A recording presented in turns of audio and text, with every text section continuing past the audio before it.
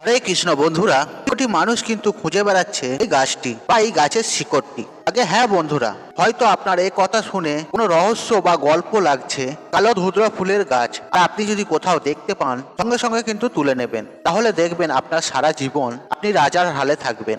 আগে হ্যাঁ বন্ধুরা, আপনারা একেবারে ঠিকই শুনেছেন।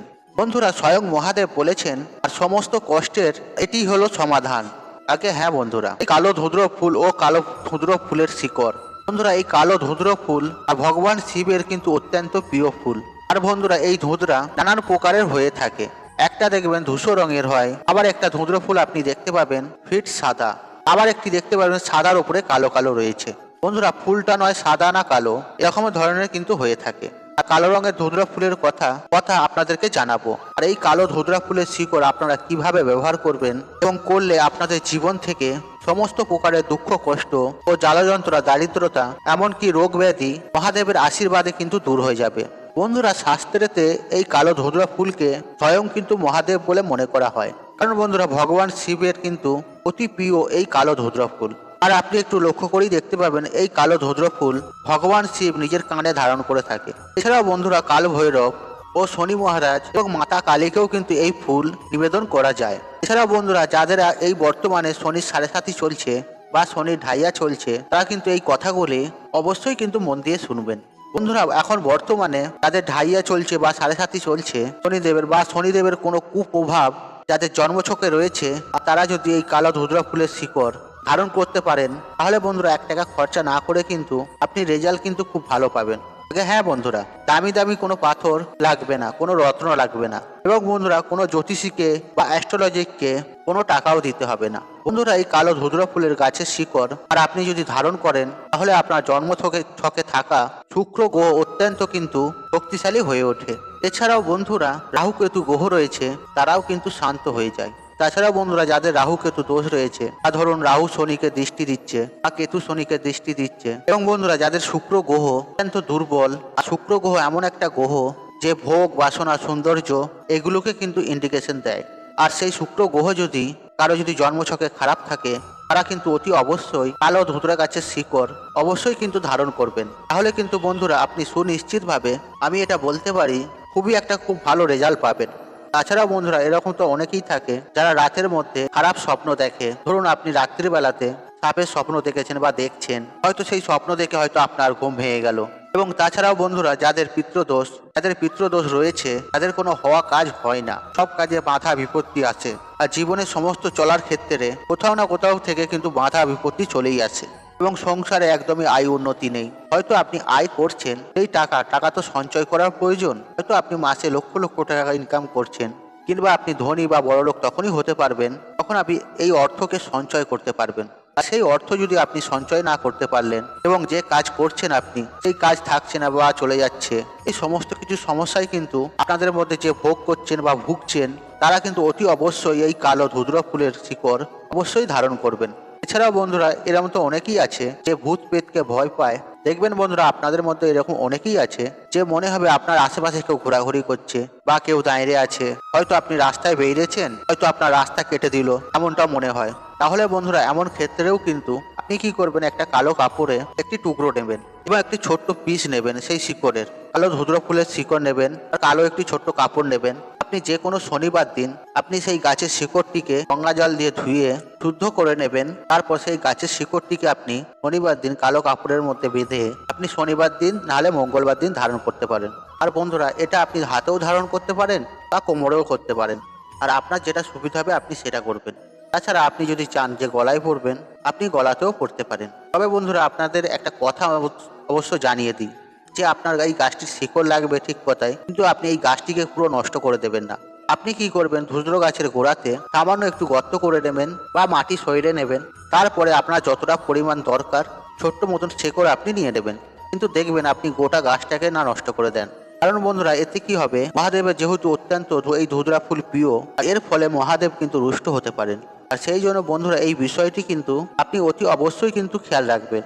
বন্ধুরা, এই ধুতরা গাছ কেন, আপনি যে কোনো গাছকে কিন্তু কাটা বা নষ্ট করা উচিত নয়, কারণ গাছ আমাদের প্রাণ দেয়।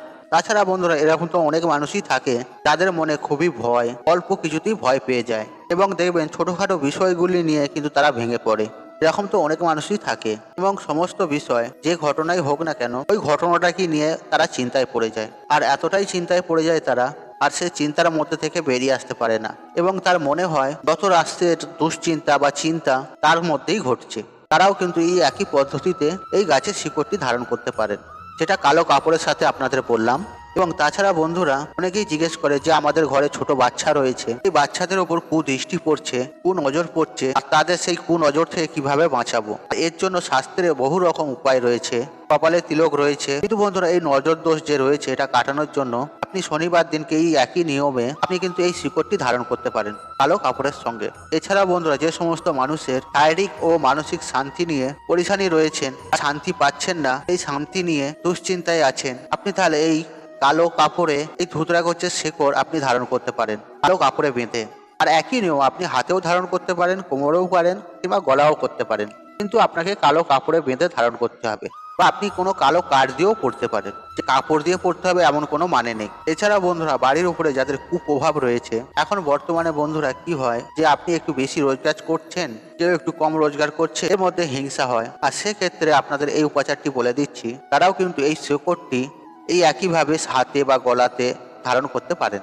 ধরুন কেউ আপনার উপরে হিংসা করে বা আপনার অনেক শত্রু রয়েছে, সেক্ষেত্রেও কিন্তু আপনি এই ধুতরা গাছের শিকড় আপনি ধারণ করতে পারেন। দেখুন বন্ধুরা আমি এক এক করে কি কি কাজে আপনি এটা পড়তে পারেন সেগুলো আপনাদের ঘরে জানাচ্ছি। বন্ধুরা একটা জিনিস, যে সমস্ত রত্ন হয়, যে পাথর হয়, বিভিন্ন গ্রহের পাথর বা তাবিজ, আর সেগুলো কিন্তু অনেক সময় ডুপ্লিকেট হয়, তাছাড়া অনেক টাকাও খরচা হয়। আর এত কিছু করার পরেও আপনি টাকা খরচা করলেন, সব কিছু করলেন, তারপর দেখবে আপনার কোনো কাজই হলো না। আসলে বন্ধুরা কি হয়, আপনি তো তার কাছ থেকে রত্ন নিয়ে নিচ্ছেন, আর আপনি তো নিজে জানেন না সেই রত্ন আদৌ কতটা সঠিক বা অরিজিনাল, বা আপনার জন্য কতটা পরিমাণ দরকার, আদৌ কি অতটা পরিমাণ দরকার। আর এরকম বিভিন্ন কারণ রয়েছে, আর সেই জন্য অনেক সময় কি হয় রত্ন কাজ করে না। আর আপনি যদি ভুল জিনিস পড়ে থাকেন, আর সেখানে কিভাবে কাজ হবে, কাজ হওয়ার জায়গায় সেটা বিপরীত হয়ে যায়। আর সেই জন্য বন্ধুরা আপনাকে কোনো টাকা খরচা করার দরকার নেই, আর আপনি খুব সহজেই ধুতরা গাছের শিকড় পেয়ে যাবেন। আর যদি না পেয়ে থাকেন, বাজারে যে সমস্ত শিকড় পাওয়া যায় কিনতে, আর সেখানে গেলে কিন্তু আপনি পেয়ে যাবেন।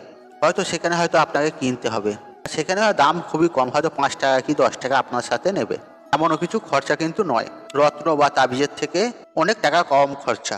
কিন্তু বন্ধুরা আমি এখানে একটা কথা বলে রাখি, আর আপনার আশপাশে যদি এই ধুতরা গাছ থেকে থাকে, আর আপনি সেখান থেকেই সংগ্রহ করবেন। দেখুন বন্ধুরা যদি আপনি বাজারে যেয়ে কেনেন, সেখানেও কিন্তু একটা 2 নম্বরই হওয়ার সম্ভাবনা রয়েছে।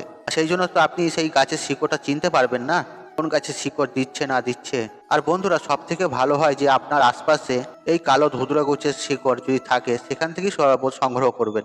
আর আপনি একটু খুঁজে দেখবেন, আপনার চারপাশে পেয়ে যাবেন, আর এটাই ভালো আপনার সেফটির জন্য। বন্ধুরা ভূতেদের নাথ ভূতনাথ, এবং বন্ধুরা দেবতাদের দেব, দেবাদিদেব মহাদেব, তিনি দেব দেবীদেরও ভালো করেন। আর সেক্ষেত্রে কি তিনি মানুষদেরও তো ভালো করবেন, এবং মানুষের মঙ্গলও তিনি অবশ্যই করবেন। যাই হোক বন্ধুরা, এবার আসবো আমরা মূল আলোচনায়। আর ভগবান শিবের আশীর্বাদে যদি সমস্ত প্রকারের দুঃখ কষ্ট জ্বালা যন্ত্রণা বিপদ আপদ দারিদ্রতা অর্থ কষ্টকে আপনি যদি কাটিয়ে উঠতে চান, আর আপনি যদি রোগ ব্যাধি থেকে আপনি যদি মুক্তি হতে চান বা মুক্তি পেতে চান, তাহলে কিন্তু এই একই নিয়মে এই একই পদ্ধতিতে আপনারা এই কালো ধোঁতা ফুলের গাছের শিকড় আপনার বাড়িতে আপনি তুলে নিয়ে আসবেন বা সংগ্রহ করে নিয়ে আসবেন। আর বন্ধুরা অনেকেই প্রশ্ন করবে যে এটা কবে করব। তার মধ্যে এটা সোমবারেও করতে পারেন, শনিবারেও করতে পারেন, বা মঙ্গলবারেও করতে পারেন। আর আপনারা এই দিনের মধ্যে যে কোনো দিন করতে পারেন। আর বন্ধুরা আপনি যেদিন এটা ধারণ করবেন, সেদিন একটু সকাল সকাল উঠবেন, স্নান করবেন, স্বচ্ছ বস্ত্র পরবেন, তারপর আপনি এই কালো ধুতরা ফুলের গাছের শিকড় সেটা আপনি সংগ্রহ করবেন। এবং আপনি আগে থেকেই ঠিক করে রাখবেন যে গাছটি কোথায় আছে, আপনি সন্ধান করে রাখবেন। তারপর আপনি সেই শিকড় সংগ্রহ করে আপনি বাড়িতে নিয়ে আসবেন, যেটা আপনাকে প্রথমেই জানালাম। আর শিকড়টিকে আপনি ভালো করে গঙ্গা জল দিয়ে ধোবেন, তারপরে আপনি মহাদেবের অভিষেক করবেন। যাদের অভিষেক করা সম্ভব নয়, আর সেক্ষেত্রে আপনি মহাদেবের কাছে হাত জড়ো করে প্রণাম জানাবেন। বন্ধুরা এখানে তো একটা জিনিসের ব্যাপার রয়েছে, আর আপনার কি মহাদেবকে বেলপত্র দিয়ে পুজো করা উচিত? সেক্ষেত্রে আপনার পক্ষে সম্ভব না হয়, তাহলে কিন্তু আপনি মনে মনেই পূজা করে নেবেন।